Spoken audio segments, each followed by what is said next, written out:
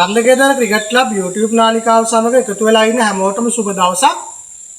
ඔයාලා ක්‍රිකට් ක්‍රීඩාව අලුතෙන් ඉගෙන ගන්න ඉන්නවා නම් මේ වීඩියෝ එක ඔයාලට ගොඩක් වැදගත් වෙනවා. ඒ වගේම ඔයාලා මේ වෙද්දි ක්‍රිකට් ක්‍රීඩාවේ නියැලෙනවා නම් ඔයාලා දන්නවා බැටිං ස්ටාන්ස් එක කොච්චර වැදගත් වෙනවද කියලා. ඉතින් මම අද මේ වීඩියෝ එකෙන් ඔයාලට කියා දෙන්නේ නිවැරදිම බැටිං ස්ටාන්ස් එක. අපි ස්ටාන්ස් එකේ ඉද්දි අපේ කකුල් දෙක තියාගන්නේ අපේ උරස් දෙකේ පල්ලෙට. ඒ වගේම අපේ ඉස්සරහා කකුල ක්‍රීස් එකෙන් එළිය අපේ පස්සේ කකුල ක්‍රීස් එකෙන් ඇතුළු පැත්තේ තියෙන විදිහට තමයි අපි බැටිං ස්ටාන්ස් එකේ ඉන්නේ. අපි බැටිං ස්ටාන්ස් එකේ ඉද්දි අපේ බැට් එක අපි තියාගන්නේ අපේ පසුපාදයේ පොඩි අකිල්ල ගන්න.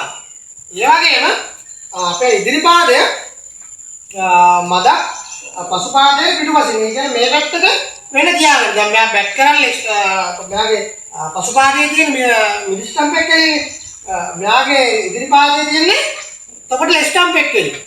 ඉදිරි පාදයේ පසු පාදයට වඩා මදක් ලෙග් සයිඩ් එකට අපේ පිටිපස්සට ගේන්න ඕනි. ඒ වගේම ඉදිරි පාදයේ විලුඹ අපේ ලෙග් සයිඩ් එකට මදක් කරව ගන්න ඕනි.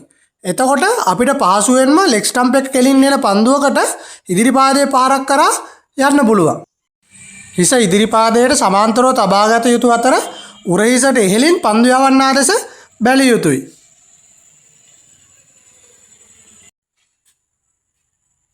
මම හිතනවා අද වීඩියෝ එකෙන් ඔයාලා අලුත් දෙයක් ඉගෙන ගන්න ඇති කියලා.